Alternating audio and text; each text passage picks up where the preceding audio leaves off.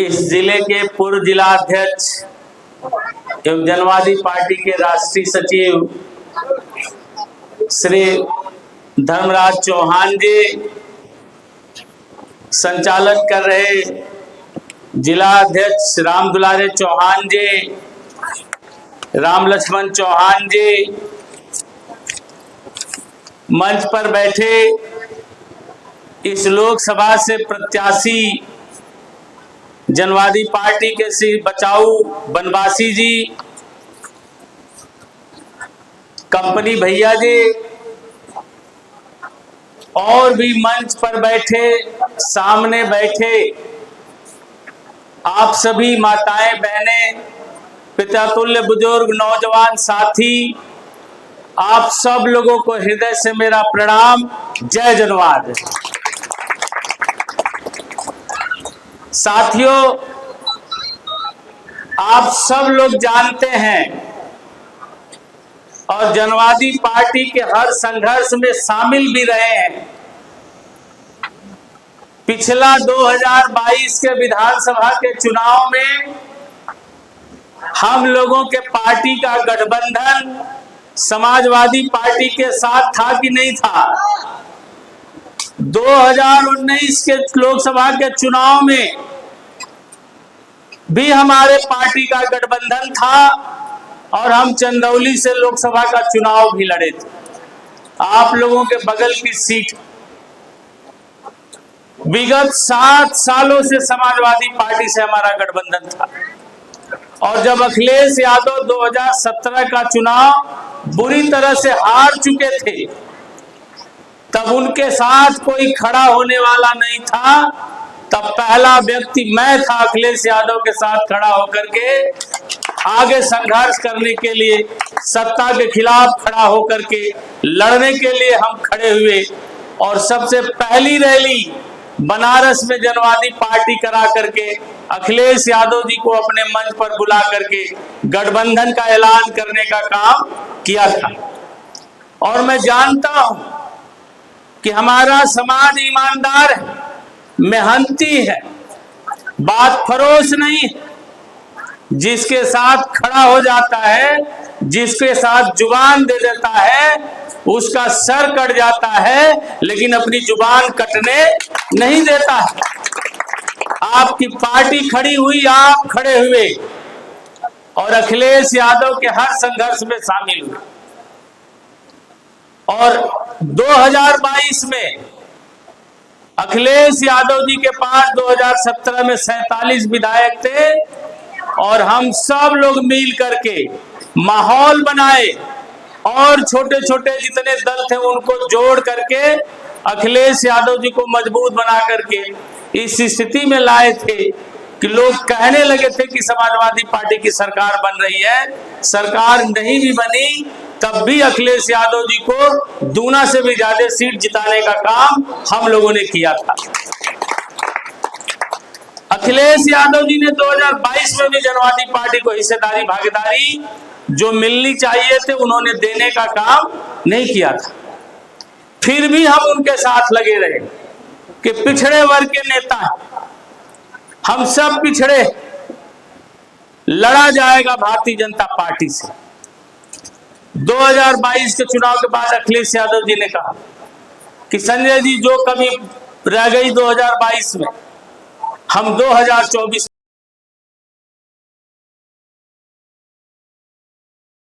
तुम विधायकी मत लड़ो, तुम भी लड़ोगे तो प्रचार कौन करेगा? चुनाव हो जाएगा, सरकार बनेगी, पहली शपथ हम लेंगे, दूसरी शपथ तुम लेना। सरकार नहीं भी बनेगी तो हम तुम्हें एमएलसी या राज्यसभा बना देंगे। सरकार नहीं बनी, जब एमएलसी और राज्यसभा बनाने की बारी आई तब भी अखिलेश यादव जी ने मेरे साथ दगाबाजी किया। उसके बावजूद भी मैं अखिलेश यादव जी के साथ खड़ा रहा। अखिलेश यादव जी से मैंने कहा था कि 2024 के चुनाव में हम घोसी से लड़ेंगे, सिर्फ आप मेरे साथ खड़ा रहना।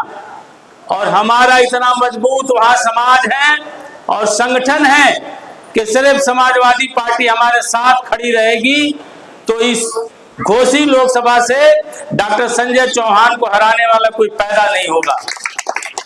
और पूरा प्रदेश जानता था, पूरे पूर्वांचल के लोग जानते थे कि अगर समाजवादी पार्टी जनवादी पार्टी गठबंधन से घोसी से डॉक्टर संजय चौहान चुनाव लड़ेंगे तो उन्हें कोई हराने वाला नहीं है। जब हमें जीतने का मौका आया और जनवादी पार्टी को संवैधानिक रूप से दर्जा मिलने का समय आया, तब अखिलेश यादव जी ने उस समय मेरे साथ दगाबाजी किया, जब कहीं भी दूसरे जगह भी हम जाने की स्थिति में नहीं रहे।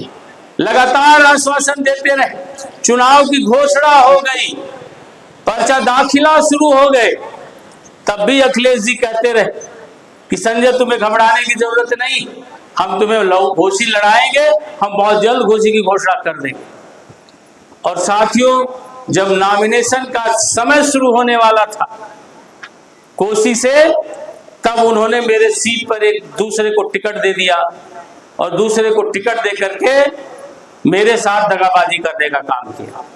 मैं आप सब लोगों से पूछना चाहता हूं, 2019 के लोकसभा के चुनाव में अखिलेश यादव को गठबंधन में मात्र 36 सीट मिली थी। उस 36 सीट में एक सीट जनवादी पार्टी को चंदौली से गठबंधन में देने का काम किए थे। और आज अखिलेश यादव जी को कांग्रेस गठबंधन में 63 सीट मिली है।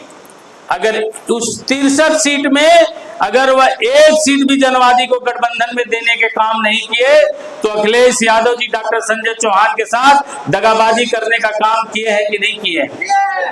और मैं पूरे पूर्वांचल में और अपने प्रदेश के सारे जनवादी साथियों से कहा कि अखिलेश यादव को इस दगाबाजी का अंजाम देना है। और जब अखिलेश यादव जी ने मेरे साथ दगाबाजी कर दिया, तब भारतीय जनता पार्टी के लोगों ने मुझसे संपर्क साधा और लोगों ने कहा कि डॉक्टर संजय चौहान जी, आप हमारे साथ एनडीए गठबंधन में आ जाइए, आपकी जरूरत है भारतीय जनता पार्टी को, आपके साथ की जरूरत है।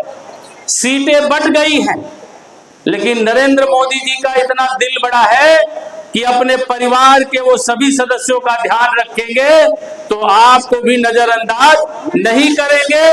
और सरकार बनने के बाद, चुनाव के बाद इस उत्तर प्रदेश की सरकार में जनवादी पार्टी को भी हिस्सेदारी और भागीदारी मिलेगी, कोई रोक नहीं पाएगा। ये आश्वासन लोगों का देने का काम किया। फिर मैं भारतीय जनता पार्टी से 14 तारीख को गठबंधन करने का काम किया और आप सब लोगों से निवेदन करने के लिए आया हूं कि साथियों, जब भी जनवादी पार्टी के संघर्ष के समय रहे हैं, हर संघर्ष में आप शामिल रहे।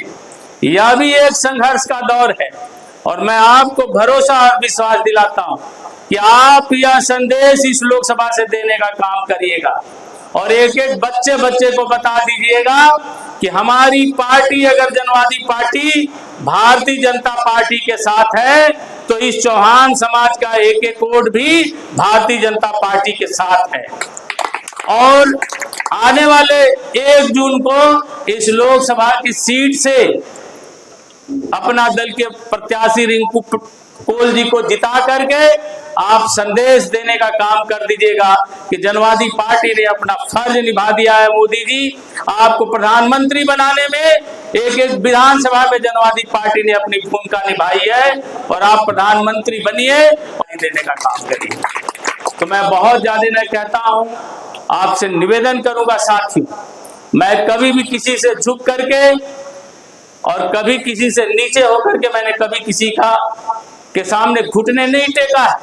अभी भी हमारे दौर इतने खराब नहीं, क्योंकि आप हमारे साथ खड़े हैं और जब तक समाज साथ खड़ा है तब तक जनवादी के इंकलाब को कोई कमजोर नहीं कर सकता। तो मैं आप सब लोगों से गुजारिश करूंगा कि आने वाले इस चुनाव में आप सब लोग मजबूती से, जनवादी पार्टी भारतीय जनता पार्टी के गठबंधन में है तो भारतीय जनता पार्टी के गठबंधन के उम्मीदवार को वोट देकर के जिताइए और आने वाले समय में देश की सियासत में जनवादी पार्टी को मजबूती से खड़ा करिए।